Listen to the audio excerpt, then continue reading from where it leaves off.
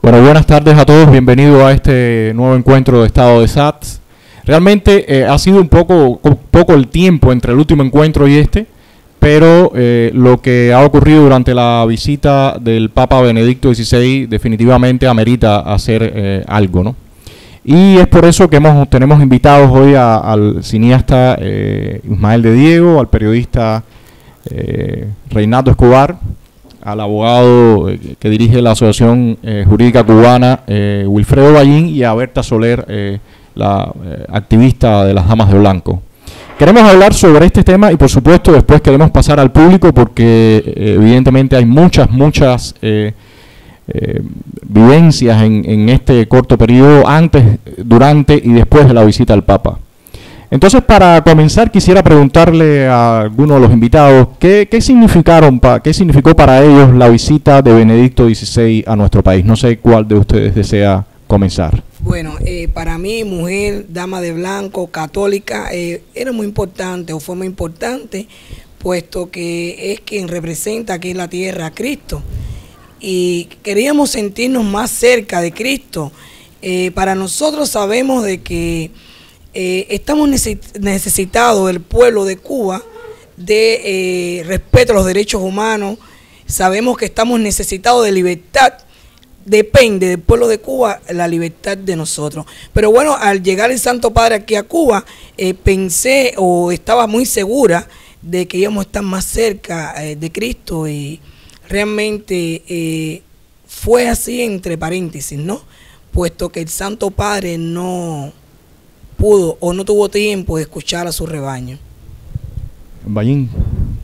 Bueno, para mí significó una expectativa. O sea, habían opiniones encontradas, diversos criterios, y para mí lo importante era qué iba a suceder durante la visita del Papa. Ya tenemos los resultados.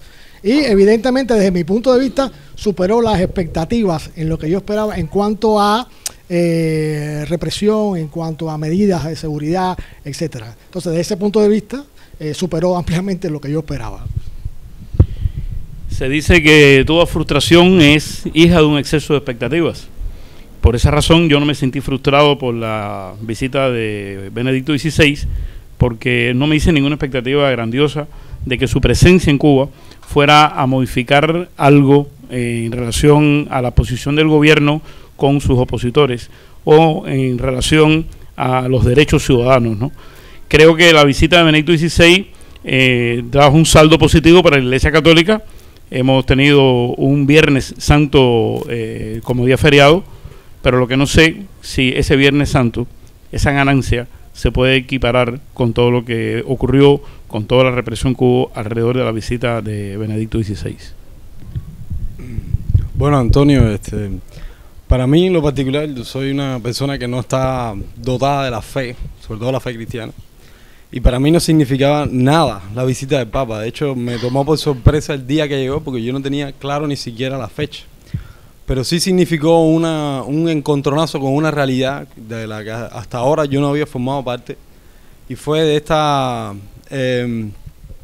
pequeño insight del sistema de trato y sobre todo de clasificación de ciertas personas a la hora de asumir de alguna manera ciertas paranoias, ciertos complots, ciertas fantasías del propio sistema hacia lo que podría ser un acto de violencia o algo parecido, ¿entiendes?, de parte de ciertos grupos sin ninguna evidencia y nada parecido. Pero la visita del Santo Papa realmente yo no tenía ninguna expectativa al respecto, ¿no?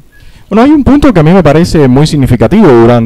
Antes de la visita y durante la visita, en muchas ocasiones, incluso ahora después, se ha estado usando la palabra reconciliación, lo cual realmente para mí es muy contradictorio, porque ¿cómo es posible que estamos hablando de reconciliación y paralelamente en ese mismo momento se está arrestando a decenas y decenas de personas que, como incluso es el caso de Ismael, no tienen ningún tipo de activismo político, son artistas, evidentemente artistas que tratan de realizar su obra y bueno, en este caso no está en la línea oficial que marca el sistema.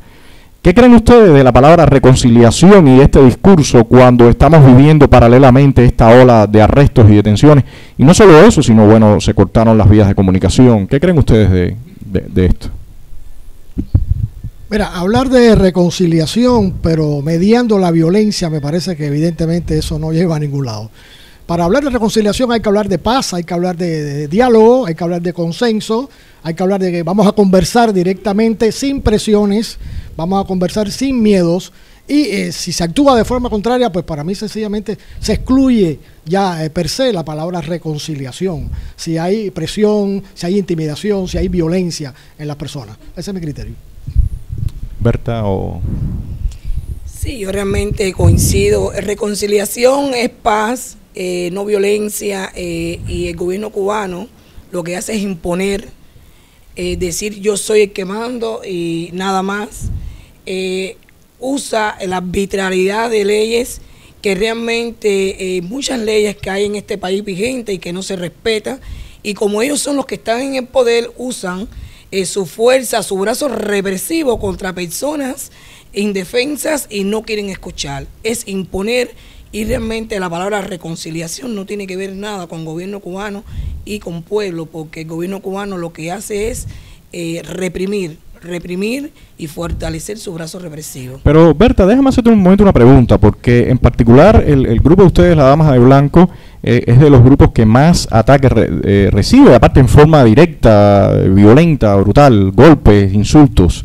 ¿Qué ha pasado con la Iglesia Católica, con la jerarquía de la Iglesia Católica en especial? Porque tengo entendido que ustedes se han dirigido mucho hacia ellos, le han manifestado todo lo que está ocurriendo, incluso creo que le hicieron llegar algún material audiovisual sobre todos estos problemas. ¿Ha habido alguna respuesta por parte de ellos? Sí, mira, por parte de la iglesia, de la jerarquía de la Iglesia Católica, Jaime Ortega, Cardenal Jaime Ortega, un silencio total. Un silencio total, que no hay respuesta. Incluso pedimos una cita del día 15 de diciembre del 2011 para el mes de enero. No tuvimos esa cita, puesto que la agenda del cardenal Jaime Ortega estaba muy ocupada, muy apretada.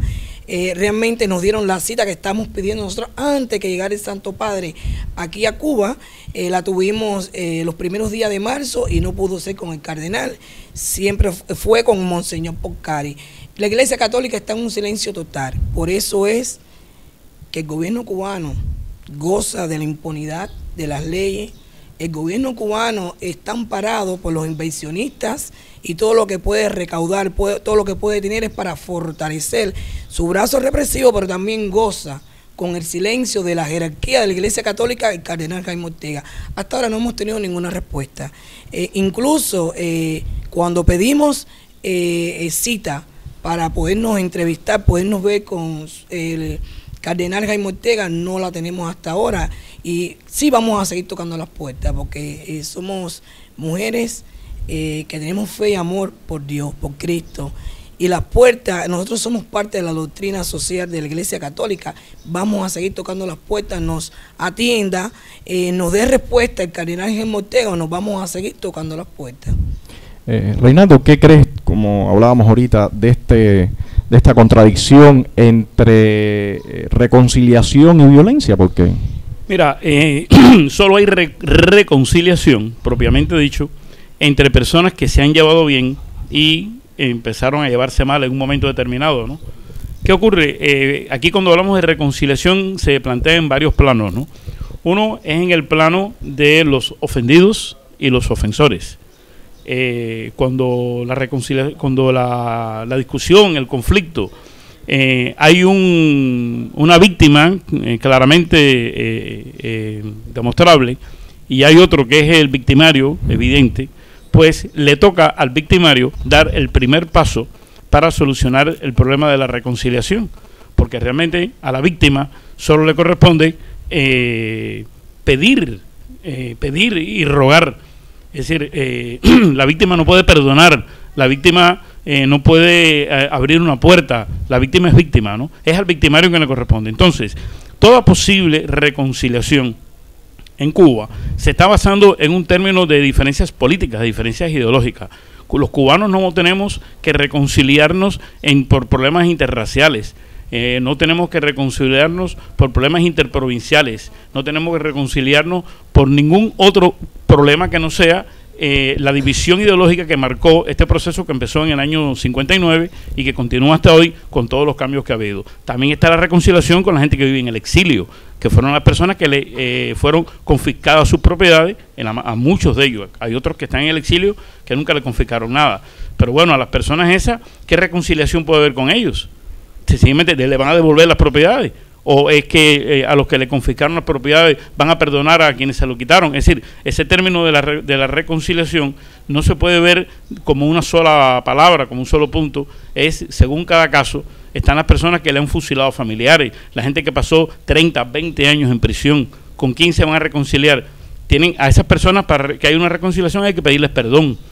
Entonces, todos los pasos fundamentales para que ocurra en Cuba esa reconciliación tienen que partir de nuestros gobernantes, de esas personas que tienen en sus manos la posibilidad de despenalizar la discrepancia política y decir, vamos a pasar la página, todos somos cubanos y vamos a empezar por el principio. Esa sería como yo vería la reconciliación.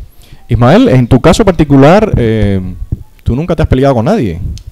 No, pero... O sea, ¿con quién? Porque, disculpa, lo que dice Reinaldo a mí me parece muy importante. Los otros días estábamos en una conferencia que dio Carlos Saladrigas en el antiguo seminario de San Carlos, que hoy es un centro cultural Félix Varela, y uno de los discursos era eso, bueno, hay que reconciliarse. Pero la pregunta que casualmente, o sea, la afirmación que hizo Reinaldo también en esa charla fue, bueno, es que quien tiene que principalmente reconciliarse es el gobierno. En tu caso particular, como decíamos, tú no has militado nunca en ningún partido político, en ningún grupo opositor, sencillamente eres un artista, tú no te has peleado con nadie y sin embargo fuiste detenido. ¿Qué crees tú de este punto? O sea, cuando se habla de reconciliación, se está de alguna manera implicando los conceptos de confrontación y de enemistad, ¿no? Y yo creo que básicamente al existir una tradición de intolerancia hacia las ideas y hacia el pensamiento en general de cualquier tipo, en nuestro sistema, quizás si hablamos un poco más de nuestra historia y de la reconciliación y de esas enemistades históricas, tenemos que la Iglesia fue de alguna manera víctima de esa enemistad, porque se persiguió y por esa mentalidad laica y atea que tenía en un principio el pensamiento comunista, precisamente a los religiosos, a las personas de creencias religiosas en Cuba y otro tipo de pensamientos, desde los más inocentes, si se quiere, hasta los más complejos o los más elaborados ideológicamente. Pero estas personas que hicieron eso en el pasado son las mismas personas que gobiernan hoy en Cuba y tienen el mismo perfil de intolerancia y de negación ante el diálogo. Entonces, en mi caso, yo creo que sencillamente lo que ocurrió todavía para mí es una gran incógnita, ¿no? ¿Cuál fue la razón por la cual ellos asumieron que yo estaba más segura, la misa, conmigo preso? Todavía no me queda claro. En gran medida porque yo sí estoy seguro de que yo no iba a hacer absolutamente nada. Difícilmente me iba a levantar temprano para ver la misa. Pero sí entiendo que hay esta tendencia a sugerir el complot, a pensar el complot, a fabular el complot por parte de las autoridades. Yo creo que el gobierno cubano se formó políticamente en la Guerra Fría, en un ambiente de complots, de intrigas internacionales. Yo creo que ese su accionar político está básicamente formado en esta idea de que siempre hay un grupo de gente conspirando contra sus intereses, cuando básicamente lo que hay es opiniones, criterios y demandas muy auténticas y genuinas desde parte del pueblo, sea un activismo político o sencillamente un pensamiento intelectual de cualquier tipo, ¿no? Ellos tenían problemas a la hora de tratarme a mí porque no sabían bien quién era yo, ¿no? Entonces me decían, bueno, ¿a qué grupo opositor tú perteneces, no? Yo le decía, ninguno. Me decían, bueno, ¿pero qué tú eres? Y eso realmente a mí me llevó un tiempo definir qué soy yo, porque yo realmente no logro definir qué soy yo. Sobre todo el hijo de Roxana, en todo caso. Y bueno, concluí que yo era un libre pensador, a lo cual ellos tuvieron que llegar a la inevitable conclusión de que yo estaba ahí por mi manera de pensar, ¿no? Lo cual es no solo una violación de los derechos humanos y una torpeza por parte del oficial de la seguridad del Estado, sino que básicamente es un pensamiento totalmente desactualizado en el siglo XXI, en el mundo contemporáneo que estamos viviendo. Y yo creo que básicamente es eso es lo que prima, ¿no? Esa intolerancia ante el pensamiento es lo que prima en las autoridades. Si me permites una pequeña. Aquí se repite mucho una frase de José Martí que dice: con todos y para el bien de todos. Y esa frase que se repite tan hipócritamente, a mi manera de ver, hay que recordar que cuando José Martí la usó pensando en la Cuba que venía, en el que iban a caber tanto los peninsulares como los criollos, en la que iban a caber tanto los hombres que habían estado con las armas en la mano para impedir la independencia de Cuba y los hombres que estaban con las armas en la mano para alcanzar la independencia de Cuba. Esa es la frase mágica de José Martí: con todos y para el bien de todos, que en la actualidad, cuando la usa el gobierno, se entiende con todos los revolucionarios, con todos los simpatizantes del gobierno y para todos los simpatizantes del gobierno, porque obviamente excluyen a los que piensan diferente. Ismael ha introducido el tema, yo lo que diríamos el tema central de los hechos, no los hechos de los apóstoles, sino los hechos que ocurrieron en el transcurso de la venida del Papa Benedicto, de las detenciones. Y eso sería realmente, es un tema que no hemos abordado todavía, ¿no? Sí, no, vamos a abordar claramente ese tema. En esto que hablaba Ismael y que comentaba al principio del programa, realmente muchos se quedaron muy sorprendidos con este tipo de actuar, ¿no? Evidentemente, todos sabemos que en los últimos tiempos el gobierno cubano le está temiendo mucho a lo que está ocurriendo en la sociedad civil, ¿no? Hay un agotamiento. La gente se percata de que definitivamente no hay ningún tipo de proyecto a futuro y eso implica que bueno, la sociedad civil ya se comporte un poco más inquieta, quiere empezar a hacer las cosas por iniciativa propia. Está claro que existe un mapeo de todo el país donde la seguridad del Estado tiene clasificada a las personas, ¿no? Y para sorpresa de muchos que quizás creyeron, como muchas veces le hace creer la propia seguridad del Estado cuando los llama, le dicen: tú no eres tan malo, no te reúnas con este tipo de personas porque ellos son conflictivos, tú eres una persona que bueno, eres algo inquieto, pero no, por favor, no te reúnas con ellos. Y yo creo que la sorpresa en este caso de la conocida ya como Operación Voto de Silencio fue de que todo el mundo fue dentro del mismo saco. Esos medios inquietos y ya los opositores con una militancia política más clara, todos fueron dentro del mismo saco y fueron arrestados absolutamente sin ningún tipo de orden de detención, sin ningún tipo de procedimiento. Y yo quisiera preguntarle a Bayín, desde su perspectiva legal, ¿cómo ve este tipo de actuar? ¿Cómo ve esta situación? Bueno, mira, Antonio, cuando me empezaron a llegar las noticias de lo que estaba aconteciendo, quizás por un problema de formación profesional, las noticias me daban un panorama que me acercaba a algo que se llama estado de emergencia. Es decir, en la Constitución cubana hay un artículo que habla de esto, del estado de emergencia, que es una situación en la cual el gobierno puede tomar medidas excepcionales y se conculcan los derechos ciudadanos porque hay una situación de catástrofe de cualquier tipo, ya sea por la naturaleza o por una situación política o por una invasión extranjera, lo que sea, y el Estado puede declarar ese estado de emergencia. Y los derechos ciudadanos quedan como en suspensión, ¿no? No hay derecho, garantía constitucional, etcétera. Eso la tienen muchísimas constituciones en el mundo, es un Estado, diría, hasta cierto punto natural, desde el punto de vista del derecho, pero hay una serie de características, una de las cuales es que el estado de emergencia hay que declararlo. O sea, el Estado tiene que informar a la ciudadanía que hay un estado de emergencia nacional y que por lo tanto los derechos quedan conculcados. Y entonces, bueno, pueden acontecer una serie de hechos que evidentemente nos dicen que no estamos en el estado constitucional, porque bueno, se toman medidas excepcionales. Pero te repito, eso el Estado tiene que declararlo. Y entonces a mí comienza a llegarme una serie de medidas sin que se haya declarado un estado de emergencia que me recuerdan exactamente eso. Hay un estado de emergencia no declarado en el país. Si el estado de emergencia no ha sido declarado, en el país. Y se toman esas medidas, se está violando las leyes constitucionales, los supuestos derechos ciudadanos que están, porque tú no has declarado que eso se ha eliminado por la situación en particular. O sea, desde el punto de vista legal, la situación es normal y aplicar ese tipo de medidas, pues por supuesto, viola los derechos individuales. ¿Qué pasa aquí en el caso de Cuba? Bien, bueno, pudiera alegarse el artículo quizás 62 de la Constitución, pudiera alegarse, que dice que todas las libertades o todos los derechos, mejor dicho, reconocidos a los ciudadanos, desaparecen cuando el ciudadano hace algo que pudiera estar en contra del deseo o la voluntad ciudadana de construir el socialismo, etcétera.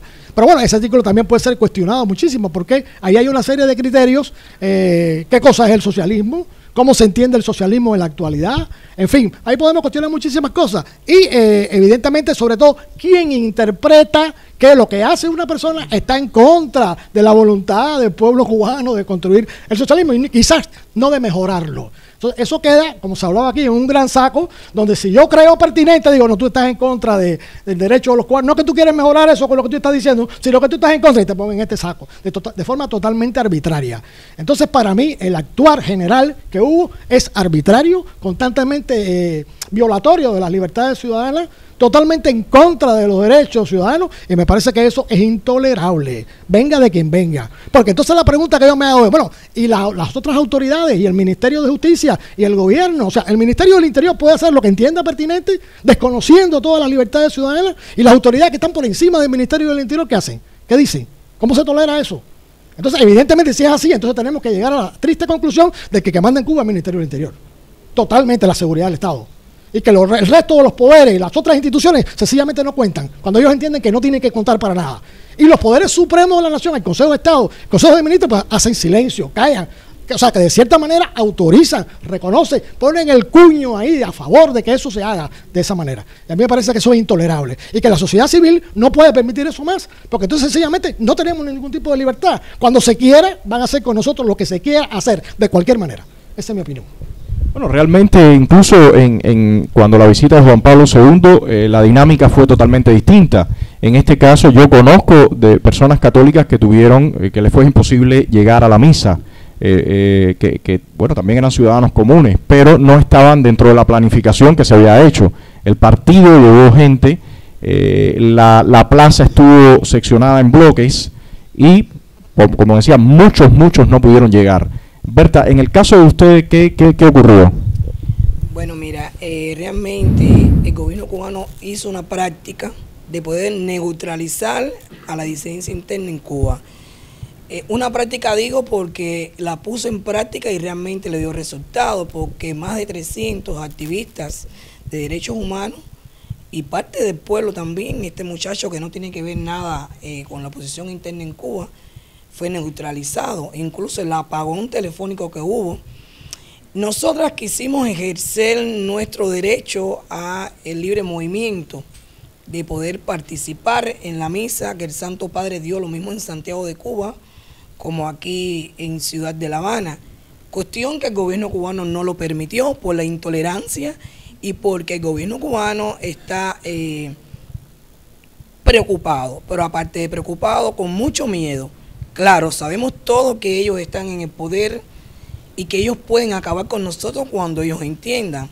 Pero por eso fue que el gobierno cubano tomó estas medidas arbitrarias de llevarnos a nosotros copar los calabozos con personas que querían participar en las misas y copó las plazas de personas ateas, personas que no tienen que ver con nada con la religión, con la Iglesia Católica. Por ejemplo, el Partido Comunista de Cuba, la Unión de Jóvenes Comunistas, pero esto lo copó, estas plazas, para poder proteger al gobierno cubano, para protegerse ellos. No es para que realmente ellos participaran como tal en esta misa. Lamentablemente, muchas personas querían ir a la misa, ya no solo activistas de derechos humanos, personas de pueblo, y que no pudieron ir porque el gobierno cubano realmente le impidió. Muchos que estuvieron ahí fueron obligados también, porque en sus centros de trabajo le dijeron, tienes que ir, porque si no va, lo ponen en la lista negra. Y realmente esto fue lo que ocurrió en estos 3 días aquí en Cuba, unos días que realmente no lo esperábamos, porque sí, pudieran neutralizar a 1 o 2 personas, a 3, a 4, pero a tanta cantidad de personas. ¿Cuántas activistas de las Damas de Blanco fueron arrestadas? Bueno, pasa de 60. En toda la isla pasa de 60 mujeres. Estamos hablando antes, durante e incluso después de la visita del Papa. Sí, pasa de 60 mujeres. Sí. Reinaldo, ¿qué información tienes tú sobre...? Bueno, mira, si me permite, Ballín, que es el hombre de la ley aquí, yo quisiera explicar, o más bien documentar, en qué consiste la violación de la ley, ¿no? Yo tengo ante mí aquí el Código Penal. Esto es un documento vigente en Cuba que explica cuáles son los delitos en que incurren las personas, ¿no? Y en este Código Penal hay un punto muy interesante que se llama la sección tercera en el artículo 286, que menciona un delito que es el delito de coacción. Lo voy a leer, es breve. Dice: el que sin razón legítima ejerza violencia sobre otro o lo amenace para compelerle a que en el instante haga lo que no quiera, sea justo o injusto, o a que tolere que otra persona lo haga, o para impedirle hacer lo que la ley no prohíbe, es sancionado con privación de libertad de 6 meses o 2 años, o multa de 200 a 500 cuotas. El que por otros medios impida a otro hacer lo que la ley no prohíbe o a ejercer sus derechos, es sancionado con privación de libertad de 3 meses a 1 año, o multa de 100 a 300 cuotas. Es decir, las personas que en Cuba están investidos de la suficiente autoridad para hacer cumplir la ley, se dedicaron a violarla, se dedicaron a incurrir en el delito de coacción al impedirle a personas que hicieran cosas que la ley no prohíbe, como es el ejemplo de ir a misa. Y esto no solamente contraviene este delito, no solamente incurre en este delito, sino que también están conspirando contra el ejercicio del derecho a participar en un culto religioso. Es decir, esto se agrava, es un agravante, porque no es el caso de que usted le prohibió a una persona visitar a un amigo, ¿no? Usted le está prohibiendo a una persona algo que está sacramentado por la ley, que es el ejercicio del culto religioso. Y esto es importante que nosotros lo sepamos, porque este es un artículo que todos debiéramos aprendernos en memoria. Cada vez que algún agente de la seguridad del Estado, de la policía, nos impide hacer algo que la ley no prohíbe, nosotros tenemos el derecho de invocar este artículo y decirles claramente: el que está violando la ley es usted. Yo estoy haciendo algo que la ley no prohíbe y usted me está tratando de impedir que yo lo haga. Eso es trascendental y eso ocurre a cada día. Hoy mismo aquí, personas que iban a venir a este espacio de estado de SAT, como es el caso de Leonardo Calvo, el caso de Omaida, el caso de Madrazo, les ha sido impedido venir aquí y nada prohíbe que la gente venga aquí. Ojalá que yo esté equivocado, ojalá que vengan todavía, pero bueno, eso ocurre permanentemente en varias circunstancias. Lo que ocurrió durante la llamada Operación Voto de Silencio es que fue masivo en todo el país, especialmente en Santiago de Cuba, cuando estaba el Papa en Santiago, y luego en La Habana, cuando el Papa ya venía para La Habana. Hubo casos de personas, periodistas que estaban en Santiago, que fueron regresados a La Habana, como es el caso de Julio Aliaga, el caso de Ricardo y Katia, que iban para allá y los detuvieron en Camagüey y los hicieron regresar para acá, y cientos de casos más de personas que se les impidió llegar a Santiago de Cuba. Y aquí en La Habana, el Papa todavía no había despegado de Santiago de Cuba y estaban deteniendo personas. Y no solamente deteniendo personas, sino, como se ha explicado aquí, silenciando medios de comunicación, dejando a la gente sin teléfonos fijos ni móviles, ¿no? Y esta operación Voto de Silencio pasó inadvertida por las autoridades eclesiásticas, pasó inadvertida por todo aquel que tenía esto que yo tengo ahora en la mano, un micrófono, y tenía la oportunidad públicamente de decir: lamentamos que algunas personas no hayan podido asistir a esta misa porque las autoridades no se lo han permitido, o que hubieran dicho al menos por motivos ajenos a su voluntad. Nada de eso se dijo, y yo creo que eso es una enorme responsabilidad con la que tendrán que cargar algún día, como un pecado, las autoridades eclesiásticas que tuvieron la oportunidad de denunciar eso y no lo hicieron. Ismael, en tu caso, ¿cómo fue que concretamente que viviste todo este arresto? ¿Qué otros amigos tienes que también sufrieron lo mismo? Bueno, para mí fue primero fue una sorpresa muy grande la manera en que se produjo vamos a llamarle en un inicio la detención, pero para mí fue un secuestro en su definición más estricta, digamos. O sea, yo recibí una llamada muy extraña de un periodista dominicano la noche anterior, del martes 27, en la que me pedí una entrevista a las 9 de la mañana. Y a mí me pareció muy raro, por diversas razones. Llamó a las 12 de la mañana, de la noche, una serie de cosas. Yo salí a las 8:40 de la mañana sin haber desayunado, dejé haciendo el desayuno en la casa. Y en la esquina de la casa, a apenas unos 60 metros, paró una patrulla de policía y se apegaron dos oficiales de la Policía Nacional y se abalanzaron sobre mí. Me tomó un tiempo darme cuenta que yo era el objetivo del asalto, y ya cuando vine de alguna manera a reaccionar ya estaba dentro del carro con rumbo a La Lisa. En un momento se acercó un hombre en una moto y dijo, bueno, hasta La Lisa, llévalo para La Lisa. Y cuando llegué a La Lisa fue conducido directamente al calabozo. Fue cuando estaba en el carro que se me pidió la identificación, lo cual yo creo que es un proceder un poco extraño. Por lo pronto, fuera de la ley, ¿no? O sea, no creo que pueda uno detener a nadie sin un proceso correcto, por lo menos, ¿no? Legal, mínimamente. Y desde las 8:30 de la mañana hasta avanzado la mañana, a las 11, algo así, yo no supe qué yo hacía ahí. Luego me tuve una entrevista con varios oficiales del Ministerio del Interior y de la Seguridad del Estado, y ellos me comunicaron que yo estaba retenido, ¿no? Que según es un término legal, o sea, ellos pueden como retenerte si estás bajo investigación, según tengo entendido, durante 24 horas. Si no ¿No pudiste comunicarte con tu familia, nada? De eso no me pude enterar hasta el día siguiente. Lo que sí te puedo decir que habían presos comunes acusados de violación en mi celda, que a las horas de estar en detenido se les ofrecieron llamadas, se les atendió su caso personalmente. Yo todo el tiempo estuve exigiendo una llamada que no se me permitió, ni a mí ni a todas las personas que fueron llegando, opositores, el grupo de personas pertenecientes a grupos defensores de los derechos humanos y demás, gente que además yo nunca pude ver personalmente ni conocer sus nombres. Pero cuando llegué a mi casa el día siguiente, sí me enteré que nunca fueron personalmente, ya que habían intervenido mi teléfono y lo habían deshabilitado, nunca fueron ni siquiera personalmente, ni se encargaron de hacer llegar a mi familia la información de que yo estaba detenido en una... ¿Qué tiempo exactamente estuviste detenido? Yo estuve detenido alrededor de 26 horas más o menos. Y durante todo ese tiempo mi familia me estuvo buscando en hospitales, llamando a amigos, totalmente preocupada, pensando que a mí me había pasado algo. Algo grave, digamos, ¿no? Bueno, si quieres le pasamos a Ollín para que nos explique un poco legalmente todo este rompecabezas, ¿no?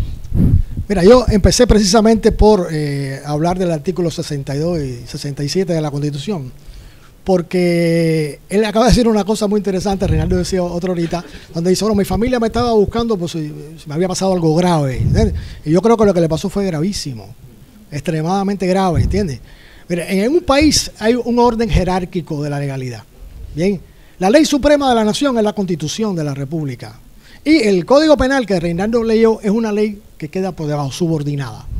Es decir, lo que debe primar es la Constitución, y todo el andamiaje legal que está por debajo debe avenirse a lo que la Constitución plantea, a lo que dice la Ley Suprema de la República. Por eso yo me refería a este artículo que, bueno, dado que estamos leyendo, voy a leer también, es un artículo muy corto, que dice así. Y presten atención porque el problema para mí está aquí, en esto, y la gravedad del problema es esta. El artículo dice, ninguna de las libertades reconocidas a los ciudadanos, fíjese bien, ninguna de las libertades, que si puedo estar tantas horas, que si me estás coaccionando, nada, ninguna de las libertades reconocidas a los ciudadanos puede ser ejercida contra lo establecido en la Constitución y las leyes, ni contra la existencia y fines del Estado socialista, ni contra la decisión del pueblo cubano de construir el socialismo y el comunismo. La infracción de este principio es punible. O sea, que si las autoridades consideran que la persona cae ahí o tipifica un actuar contrario a ese criterio, a ese principio, a lo que está establecido en ese artículo, entonces las libertades ciudadanas desaparecen. Ya tú no tienes ninguna libertad a partir de ese momento. Tú no puedes reclamar absolutamente nada. Tú estás yendo en contra del principio de construir el socialismo que el pueblo cubano tiene. Y por lo tanto, las libertades se te caen por su peso ahí mismo. Y las autoridades pueden hacer cualquier cosa. Ya no hay que tú tienes 24 horas o 72 o 80 o que si no, todo eso desaparece. Tú no tienes ninguna libertad a partir de ahí. O sea, para mí el problema grave está ahí. O sea, los ciudadanos pueden perder su libertad total y completa a partir de que alguien diga, tú estás en esta situación. Y por lo tanto, todas tus libertades desaparecen. Ir al artículo del Código Penal, acá, allá, es perder el tiempo porque hay un artículo de la Constitución que dice que eso es así. Y por lo tanto, tú no tienes nada que hacer, no puedes reclamar nada. Bien, porque la Constitución te está quitando ese derecho o esas libertades que tú tienes. A partir de que tú estás considerado como un individuo que está en contra de la voluntad del pueblo cubano de construir el socialismo. Y por lo tanto, no hay nada que hacer ahí. ¿Qué vas a reclamar si tú estás ahí, en ese punto? Entonces, por eso me parece que el problema es grave, es mucho más grave de que te hubiera pasado algo. Es que yo te puedo quitar todas tus libertades cuando yo entienda pertinente, en cualquier momento, cuando a mí me parezca. Y punto, a ti no, al pueblo de Cuba entero. Entonces, bueno, hay algo más grave que eso. Al pueblo de Cuba entero menos. No, por supuesto, no, siempre hay excepciones, no hay regla sin excepción, eso estamos claros. Bien, entonces, bueno, para mí la gravedad es muy, muy grave, en extremo grave. Bueno, pero entonces, con todo esto que estás explicando tú, esta Constitución nos deja en un grado de indefensión tremendo. Sí, claro, por supuesto. Entonces, ahí yo me preguntaría, ¿qué se puede hacer? Porque hay algo muy claro que está ocurriendo, ¿no? Y evidentemente ya a estas alturas nadie puede negar el conflictos de intereses que están apareciendo dentro de la sociedad cubana. Entre un grupo amplio, muy amplio de cubanos que definitivamente se sienten con una camisa de fuerza, y un grupo que yo considero, es mi percepción, muy pequeño, que sencillamente está aplicando una ley forzosa. Y bueno, por supuesto, con otro grupo de personas que no se atreven a decir absolutamente nada ni oponerse a este sistema que está actuando de forma completamente arbitraria. Ustedes desde su perspectiva de activistas sociales, artistas, periodistas, abogados, quisiera que nos comentaran qué creen de este punto, porque creo que estamos llegando a una situación que es crítica, ¿no?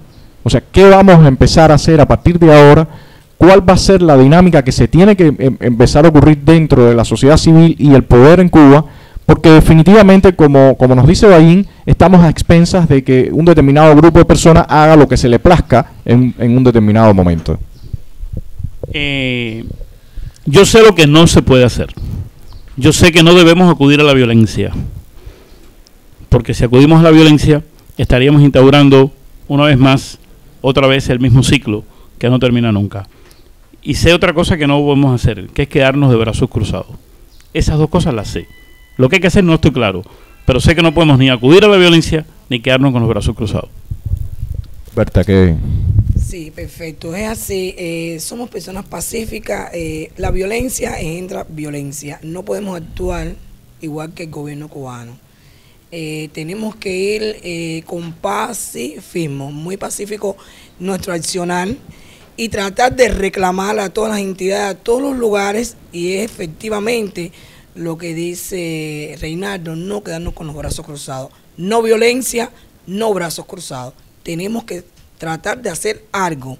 Ese algo no está claro, no sabemos, no sé, pero hay que hacer algo y para que no quede impune estas violaciones del gobierno cubano contra su pueblo.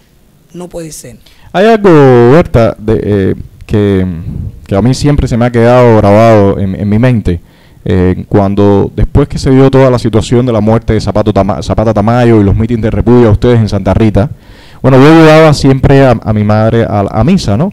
Y recuerdo los días en que estaban llegando 5 de ustedes ahí, 5 o 6, no más. Y un día, después del meeting de repudio aquel en el separador de Quinta Avenida, que ustedes estuvieron 4 horas, yo me acerqué a Laura y le pregunté, bueno, ¿qué podemos hacer? Porque ya llega un momento, y discúlpeme la palabra, que uno se siente un mierda. Tú dices, bueno, están haciendo esto y yo estoy aquí, y bueno, sí, pero ¿qué pasa, no? Entonces, en esa ocasión, Laura me decía, no, nosotros preferimos estar solas y enfrentar esto. Pero yo pienso que ese tiempo ya está pasando. Yo creo que evidentemente esto que ha ocurrido de la operación Voto de Silencio nos dice que estamos muchas personas juntos en el mismo saco. Ellos mismos nos han puesto en ese mismo saco también. Y yo creo que es importante que como sociedad civil podamos tener una acción en todos estos sucesos. Acción que yo creo que debe ir, coincido completamente con Reinaldo y contigo, debe ir dentro de los movimientos pacíficos, pero sí debe ser firme y debe ser sólido, porque de lo contrario no vamos a salir de esta situación de indefensión. Creo también que tenemos que apoyarnos mucho en la ley. Bayín siempre recalca mucho este punto. Yo creo que es algo necesario, pero particularmente creo que ya es hora de empezar a hacer acciones conjuntas, que se sienta nuestra voz y que definitivamente también la comunidad internacional se entere de que necesita apoyar a todo el movimiento de la sociedad civil cubana que se encuentra indefensa ante un poder totalitario. No sé qué crees tú respecto a esto, o Berta misma, si quieres comentar algo. Sí, mira, sí es muy importante esto que estás diciendo. El accionar de todos nosotros vale mucho, igual que la parte legal. Lamentablemente, fuimos nosotras las damas de blanco, como estaba diciendo, aquellos 3 domingos del mes de abril, cuando el gobierno cubano se encargó de repudiarnos, apalearnos, golpearnos a todas nosotras, y alzó la voz la Iglesia Católica, la jerarquía de la Iglesia Católica, Jaime Ortega, y cesaron los actos de repudio y la violencia contra nosotras en aquel momento, que duró aquello hasta el día 9 de diciembre de ese año, del 2010. Esto puede suceder de nuevo si la jerarquía de la Iglesia Católica alza su voz, porque somos su rebaño, debe de proteger a su rebaño.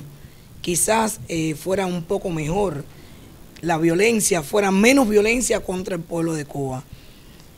Nosotros estamos amparadas dentro de la doctrina social que la Iglesia Católica tiene que darle continuidad.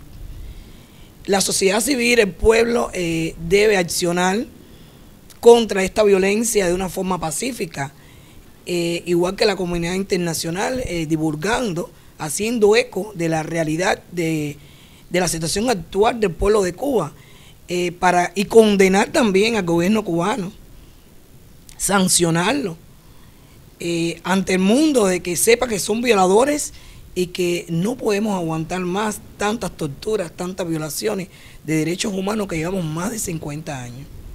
Ismael, ¿qué crees tú de este punto?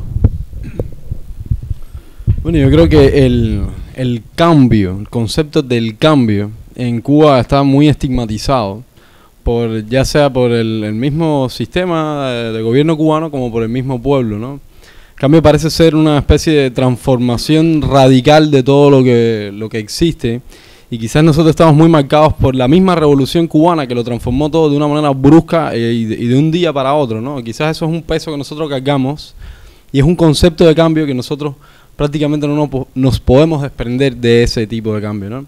Pero el cambio son muchas cosas. Cambios son cambios muy pequeños, pero muy sustanciales, como el artículo del que hablaba Bayín, que ese sería un cambio sustancial, que uno no estuviera atado a una ideología, a un pensamiento político, para poder tener libertades en Cuba, para poder ser considerado un ser humano con derechos humanos. Y yo creo que básicamente, o sea, en Cuba se cambiará, se entrará por la puerta grande del siglo XXI, se madurará socialmente cuando el pueblo completamente decida que es hora de hacer pequeños cambios individuales, pequeños cambios sustanciales, pequeños cambios que les tocan a ellos, a cada uno. A los médicos, los cambios que necesitan los médicos, a los trabajadores, los cambios que necesitan los trabajadores, a los campesinos, los cambios que necesitan los campesinos. Y creo que eso a la larga va a conformar una transformación justa, más justa desde el pueblo, desde el individuo que sufre este tipo de concepciones de gobierno y de pensamiento establecido durante más de medio siglo, ¿no? El mundo ha cambiado durante todo este tiempo que nosotros nos hemos encerrado en todo este pensamiento y aislado política, culturalmente del mundo, del resto de la humanidad. Y ese mundo se ha transformado a sí mismo varias veces, ha dado muchas vueltas, y realmente el ser humano contemporáneo ya tiene una mentalidad en la cual nosotros no somos compatibles con ese pensamiento contemporáneo del ser humano. Yo creo que es una responsabilidad de parte de nosotros como cubanos, hijos de esta tierra, que tenemos el derecho innegable de hacernos partícipes de esas decisiones y tomar cierta responsabilidad. Tenemos la noción de que son las personas encargadas de aplicar estas leyes, de concebir estas leyes, los responsables. Pero los responsables somos nosotros, en gran medida, de exigirles a ellos el respeto que nos merecemos como pueblo, ¿no? Yo creo que en función de esto que pasó a raíz de la visita del Papa, yo en lo particular había oído mucho hablar de las damas de blanco, pero nunca había conocido las damas de blanco por estigmas políticos o por sencillamente distancias sociales, o porque no sé dónde es que se encuentran. Pero estuve en el mismo lugar, y eso hace una diferencia, crea un margen y nos pone a todos en un lugar, en un mismo lugar, ¿no? Reinaldo. Yo creo que entre las cosas que vale la pena que ocurran, porque no solamente las cosas que hay que hacer desde el punto de vista de lo que pueda hacer uno, sino lo que valga la pena que ocurra, está también la dimensión internacional que mencionaba Berta, que desde fuera de Cuba la gente observe lo que ocurre en Cuba y lo diga y lo entienda. Hoy aquí tenemos invitada a una persona que creo que no ha venido, que es Camila Vallejo, la dirigente de los estudiantes chilenos, a la cual se invitó que viniera aquí, especialmente porque ella hizo una declaración, a mi juicio desafortunada, producto de la desinformación a la que se ve sometida por el cordón que la rodea. Ella dice que ella no veía en Cuba carros antimotines echando chorros de agua, que no veía a la gente reprimiendo a los otros, dando golpes. Y está claro que no lo va a ver, allí donde está ella no pasa eso, ¿no? Y sería interesante que ella hubiera podido estar hoy aquí. Es lamentable que su agenda no le haya permitido estar con nosotros hoy, para que hubiera podido escuchar esto y para que ella, con su voz que se oye en ciertos ámbitos de la izquierda, pueda al menos también decir, estoy preocupada, esto que está pasando en Cuba. No se trata de una injerencia en los asuntos internos de ningún país. Ese concepto de la injerencia y la soberanía es contrario incluso a la propia ideología del gobierno de Cuba, que es la ideología del internacionalismo. Es decir, un país que nos inculcó en la mente la idea del internacionalismo, y que nosotros podíamos ir a Bolivia a liberar a los bolivianos, y podía ir a Angola a liberar a los angolanos, y podíamos ir a todos los lugares que los cubanos fueron a hacer lo que se decían que iban a hacer. Es un poco obsoleto que se queje ahora de que hay una injerencia cuando otras personas de afuera opinan de lo que pasa en Cuba, y creo que eso vale la pena tenerlo en consideración. Bayín, ¿qué crees, retomando el tema de lo que podemos hacer desde la sociedad civil en este momento? ¿Qué crees tú? Mira, yo creo que la sociedad civil toda debe empujar. O sea, entre todos debemos trabajar en pro de que las cosas mejoren. Lo que él decía me parece bien, o sea, que los trabajadores pidan aquellos cambios que necesitan, que los campesinos, etcétera. Nosotros como abogados, ¿qué creemos que debemos hacer? Lo que estamos haciendo. Es decir, nosotros recibimos a todas las personas que tienen un problema, los tratamos de representar, tratamos de auxiliarlos, tratamos de ocuparnos de los distintos problemas, de darles asesoría. Denunciamos las cosas incorrectas que hace el gobierno cubano. En fin, tratamos de hacer todo lo que un abogado debe hacer. Pero evidentemente para nosotros como abogados hay un problema básico, esencial, que es cambiar esas cosas que están en la Constitución que no deben estar.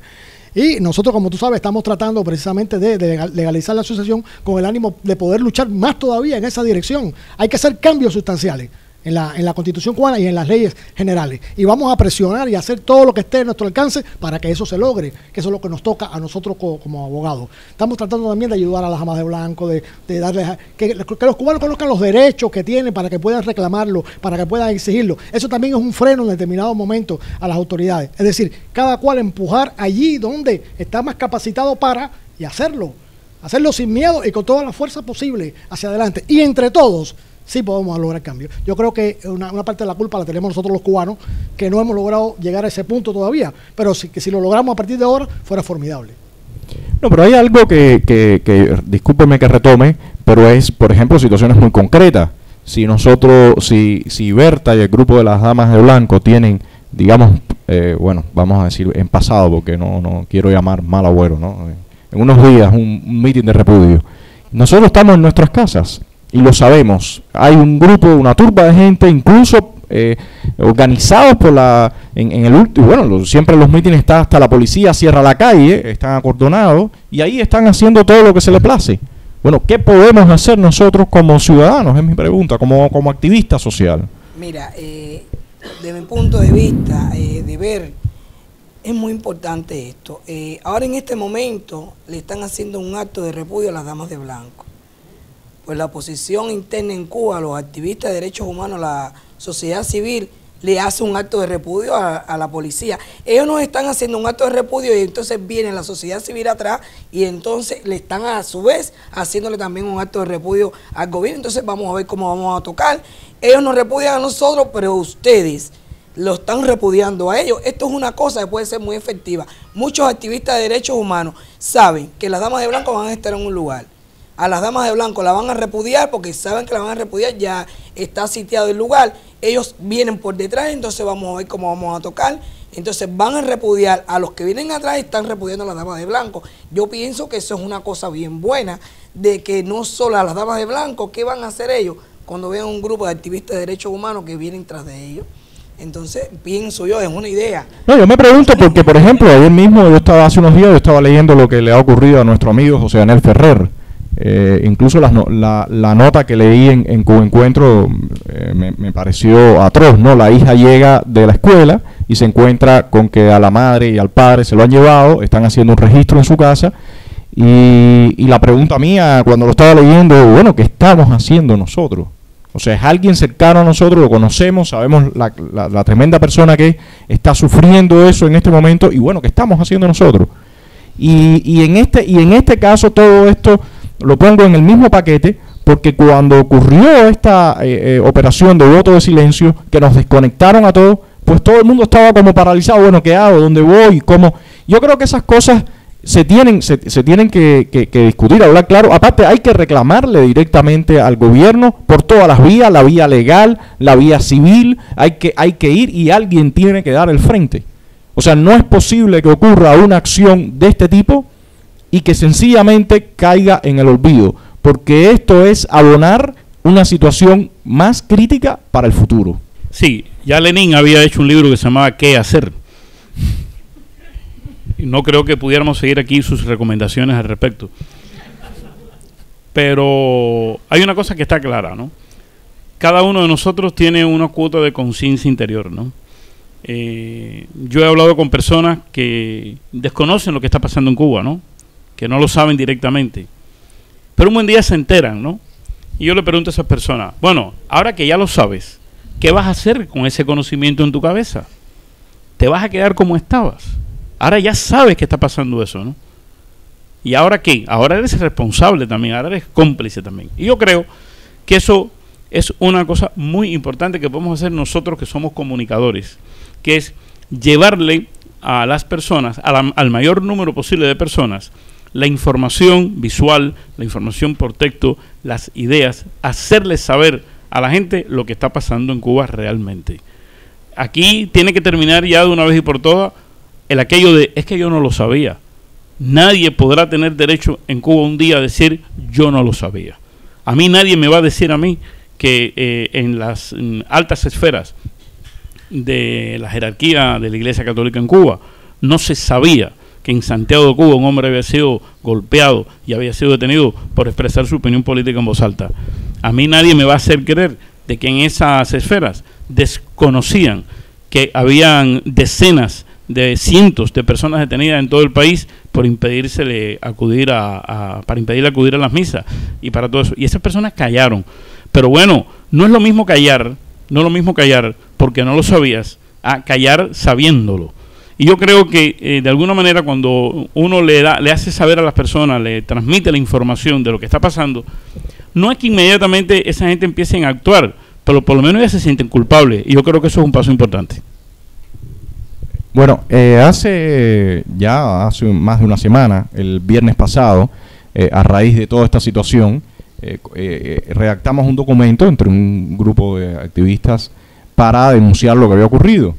El documento fue entregado en la Nunciatura en el viernes pasado, y entre los firmantes estaba el padre José Conrado. Muchos conocemos al padre José Conrado, es una persona estupenda, y realmente a mí en lo particular me asombró muy gratamente su actitud, muy directa, ¿no? Bueno, esto ha pasado, esto, y se tiene que conocer en la alta jerarquía de la Iglesia Católica, en la Nunciatura.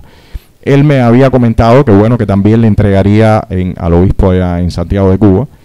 Nosotros estuvimos esperando por este encuentro porque queremos, después que sea editado, entregar el documento con todas las firmas que ya tiene recogidas y hacerle llegar también este programa con la participación que después va a haber del público. Porque definitivamente, como dice Reinaldo, es importante que nadie vaya a decir no lo supe. Todo el mundo tiene que estar claro de lo que está sabiendo, de lo que está ocurriendo y cómo está ocurriendo, porque como decíamos, a mí me parece que esto puede ser una triste antesala de lo que puede venir. Entonces, no sé, Payín, ¿qué comentario tiene sobre este punto, la importancia que tiene de divulgar lo que comentaba Reinaldo? Sí, yo estoy de acuerdo contigo en el peligro potencial que encierra todo esto y que la situación actual y la venidera, ya la que está en este momento, es inadmisible desde todos los puntos de vista. Yo creo que sí, que hay que trabajar mucho en la divulgación de los materiales, en la legalidad, en todo lo que tenga que ser o que tenga que ver con la instrucción de los compatriotas, de los ciudadanos cubanos, para que el conocimiento, nos lleve a una unidad mayor y nos lleve a acciones más efectivas y más prácticas. De lo que se trata es que, nadie nos va a defender a nosotros como nosotros mismos. Eso hay que tenerlo claro. Puede haber ayuda, solidaridad internacional, pero a la hora de la verdad, la defensa va a estar entre nosotros mismos. Y esa tenemos que instrumentarla, y instrumentarla lo mejor posible, porque es lo único que nos puede realmente proteger. Y es lo que nos va a traer, además, mayor solidaridad, porque la solidaridad se da más a los que se defienden que a los que se cruzan de brazos. Y eso debemos tenerlo claro. Un poco lo que te decía antes, ¿no? O sea, a todos, a un grupo grande de personas nos han situado en el mismo lugar, nos situaban en el mismo lado, y eso de alguna manera ya conforma un reclamo común. Ya casi que somos un movimiento de indignados, gente que ha sido avasallada. De alguna manera ya tenemos un reclamo común, no solo los que fuimos detenidos o secuestrados, sino también aquellos que fueron detenidos en sus casas, aquellos que se les quitaron el servicio telefónico o que fueron intimidados. Ya toda esa gente tiene un reclamo común, ya esa gente puede ser un frente de una demanda común, ¿no? Y creo que es un poco ese derecho el que tenemos a que acudir, porque no nos queda más nada. Lo que queda a partir de ahora es una escalada cada vez con matices más represivos, un poquito más fuertes, ¿no? Para avasallarte un poquito más, a ver si tú te callas, ¿no? A ver, es esa pequeña confrontación entre el sistema que lo puede todo y usted, que es como un individuo muy indefenso, que no tiene derechos constitucionales, que no tiene derechos civiles y que realmente puede ser acallado como si fuera un insecto, ¿no? Entonces, yo creo que sí, esa demanda común que ya todos sabemos por lo menos quiénes somos, ya por lo menos sabemos quiénes todos estamos en esa lista, porque ya todos fuimos de alguna manera evidentemente puestos en esa lista, pues yo creo que todos debemos declararnos al menos en contra de esto, de esta injusticia a la que fuimos víctimas, ¿no? Bueno, no sé si quieren hacer algún comentario antes de pasar al público. Bueno, mi nombre es Danilo Maldonado, grafitero conocido como Sexto. Yo espero que esto sirva como lección, ¿no? Que esto de estar todo el mundo en el mismo saco y todo el mundo en la misma cosa nos haga tener conciencia de responsabilidad, de que somos agentes de cambio y que si nosotros mismos no asumimos esa responsabilidad, nadie la va a asumir. Si nosotros mismos no nos paramos al frente de ellos y decimos hasta aquí, nadie va a venir del pueblo, porque siempre le echamos la responsabilidad o la culpa a otras personas. Pacíficamente está frente a ellos diciéndole que no, sin un arma y sin nada, no, ¿entiendes? Aquí estamos la gente que se dio cuenta, estamos la gente que está sufriendo por las cosas que estamos viviendo ahora. Y si nosotros mismos no asumimos esa responsabilidad de decirle a la gente, mira, estamos aquí, nosotros nos estamos moliendo a palo, pero estamos aquí. Nosotros no va a pasar nada de eso. Y vamos a durar 50 años más en esta bobería, ¿entiendes? Danilo, tú fuiste detenido. Gracias. Fuiste detenido. También fui detenido en mi casa ahí el lunes. Desde el domingo me estaban vigilando ahí. Ya, muchas gracias, Danilo. Ok. Bueno, mi nombre es Raúl Roquete. Soy de Bejucán, Mayabeque. Nosotros estuvimos detenidos, soy director de la biblioteca Laura Poyán. Mucho gusto verte. Y estuvimos detenidos en Bejucal desde el 24 hasta el miércoles 27 a las 3 de la tarde que se fueron. ¿Cómo llegó que me llegaron a amenazar hasta la vida delante de mi madre? La orden que tenemos es hasta de darte un tiro. Es la orden que tenemos, si sales de tu casa. Ha sido denuncio, mi mamá es testigo, mi sobrino también. Pero bueno, Dios puso su mano y nos cuidó. Pero también quiero anunciar también el apoyo tremendo de los vecinos. Todos los vecinos fueron a mi casa, todos los vecinos brincaron, compañeros de trabajo, militantes del partido. Todo el mundo, cuando llegué al trabajo el jueves, fue como si hubiera llegado alguien de afuera de visita. Un respeto total que nunca esperé yo, jamás. Leo, si quisieron hacernos daño, lo que hicieron fue un beneficio en Bejucal. Muchas gracias. Ok, gracias a ti. Mi nombre es René Ramón González Boney, pertenezco al Partido Pro Derechos Humanos afiliado a la Fundación Andrés Saharo. Yo desde el día 25 mantuvieron más o menos cerca de mi casa, a 30, 40 metros de mi casa, un operativo muy fuerte desde el día 25 de marzo para evitar que yo saliera.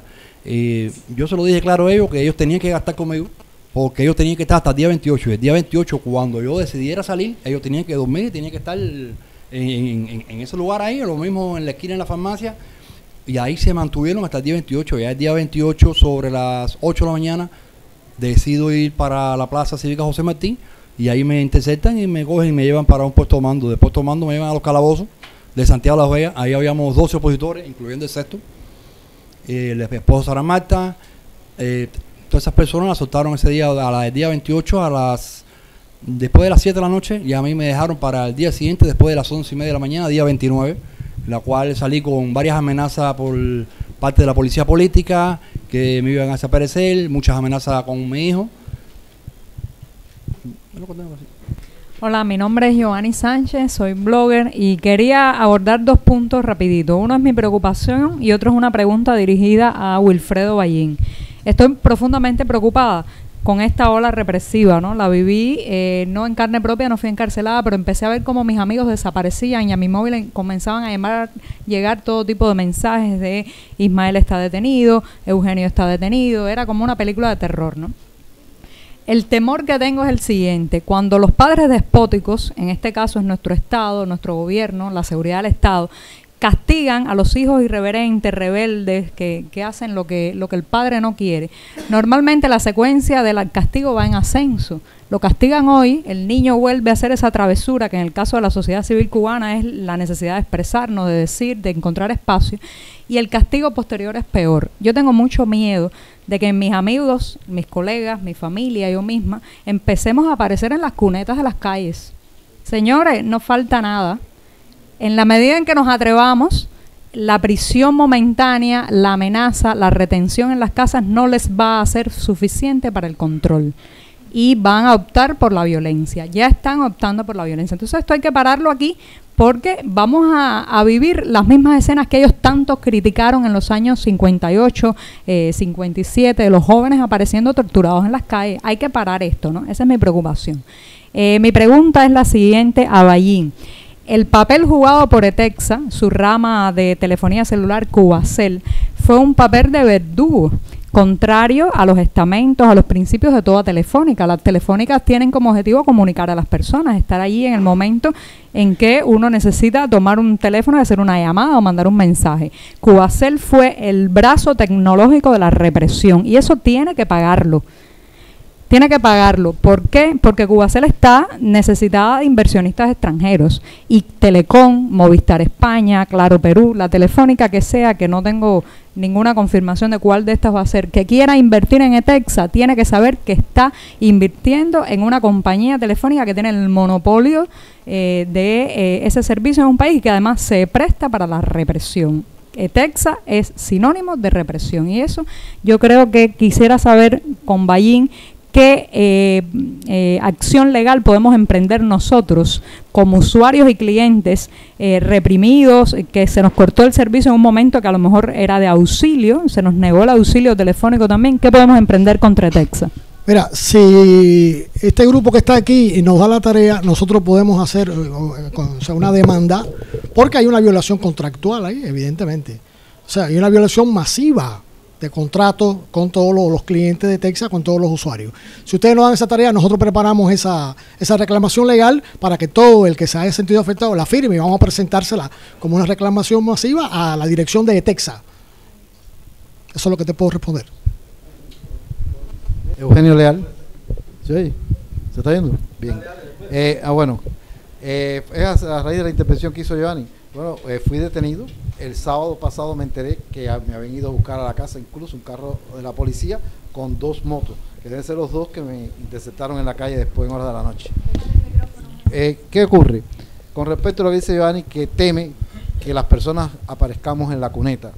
Yo no creo que nunca aparezcamos en la cuneta, porque los tiempos han cambiado y la ciencia y la técnica hacen que nos inoculen una leptospirosis, un cóctel de virus, que nos inyecten algo, nos den a tomar algo en un momento dado que me produce problemas renales y empiezo a preocuparme por mis riñones, por mi hígado, que tengo una hepatitis, que no sé qué, me van debilitando de esa manera.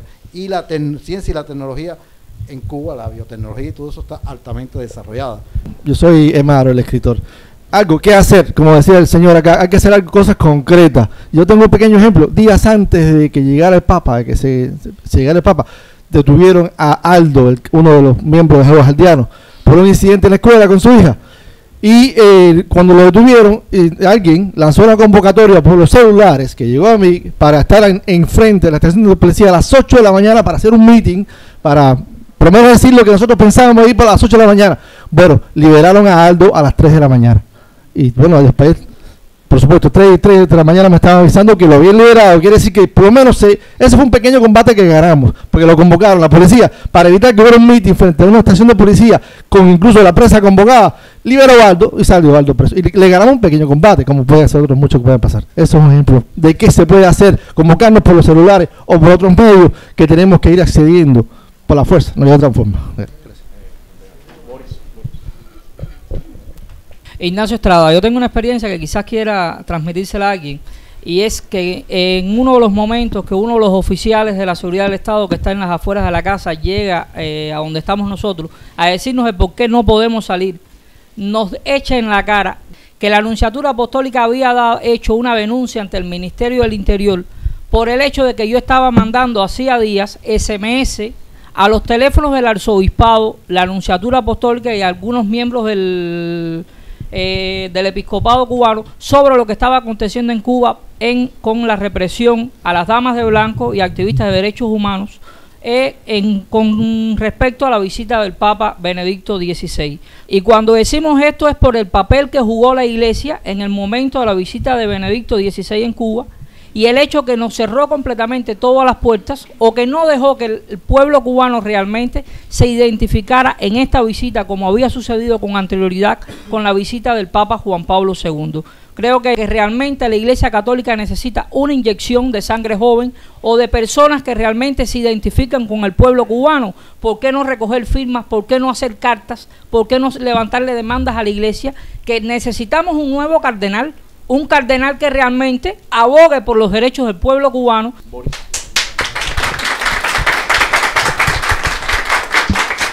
Buenos días, mi nombre es Boris González. Nosotros somos una generación que ha nacido en este sistema. Cuando se habla del derecho, por ejemplo, se habla, cómo nosotros nos respondemos lo que nosotros somos. Siempre lo menos que nosotros somos es un cuerpo. Nosotros somos mucho más, no es religión, nosotros somos mucho más. O sea, que tengamos leyes nos hace mucho más que un mero cuerpo físico. Que tengamos derechos específicos, nacionales o internacionales, nos hace mucho más que un mero cuerpo físico. Que tengamos amigos nos hace mucho más que un simple cuerpo físico. No es religión, repito, la religión si ha trascendido, si se ha mantenido por tantos miles de años, es porque apela a esa trascendencia. Le demuestra al ser humano, frente al error de que es un cuerpo físico, le demuestra que es mucho más. Y por eso la religión sobrevive siempre, porque la religión no es un papa, la religión no es un cardenal, la religión es otra cosa. Entonces nosotros somos más que ese cuerpo físico. ¿Qué pasa? en este sistema que nos ha tocado vivir, lamentable sistema que nos ha tocado vivir, lamentable momento que nos ha tocado vivir, pero a la vez tiene sus virtudes, hemos sido educados al punto de que casi que nos creemos solamente un cuerpo físico. La evidencia de que casi que solo nos creemos o que casi somos un cuerpo físico es que los cubanos que hoy están peleando por sus derechos lo hacen de un modo que es terrible, que es el autoexterminio. O sea, se está popularizando prácticamente al interior de la isla, casi que es popular la huelga de hambre, compadre. ¿Cómo en Cuba, cómo el mundo puede juzgar Cuba, valorar Cuba? Yo leo cosas y me digo, es increíble, compadre. Si aquí ya la protesta cívica está llegando a que las personas lo que están poniendo es su propio cuerpo como garantía, ya es lo único que tenemos. El cuerpo se nos ha reducido. Si hay un artículo en la Constitución que dice que no tenemos ningún derecho, tú lo dices, es legal. A Ismael se lo llevaron legal. Se lo llevaron legal, porque esa entidad que no está definida decidió que Ismael está contra el socialismo. Por lo tanto, se lo llevaron legal. Es legal aplastar a Ismael. Eso es importante, que sepamos que no es solamente derecho, es también del ser humano, es también de nosotros. ¿Qué somos? Nosotros tenemos que preguntarnos siempre qué somos y vernos y tratar de vernos en esa construcción tremenda y compleja y bella que somos. Mi nombre es Elizardo Sánchez, soy defensor de derechos fundamentales y realmente me siento muy honrado con estar aquí hoy, primera vez que vengo, aunque tenía muchas noticias cada semana de lo que aquí se hacía, y esto realmente es un espacio muy importante que se ha ganado, y el solo hecho de estar presente es como votar a favor del futuro. Mi intervención no es para hablar de cifras, de eso se encarga fundamentalmente mi colega Goberna y se encarga también Wendy, y hay cifras espeluznantes en cuanto a represión. Yo quiero referirme a algo que dijo mi querido amigo Reinaldo Escobar. Bueno, entre las muchas cosas brillantes que dijo, solamente quiero matizarlo. No es para que haya un incidente al salir de aquí, ni mucho menos.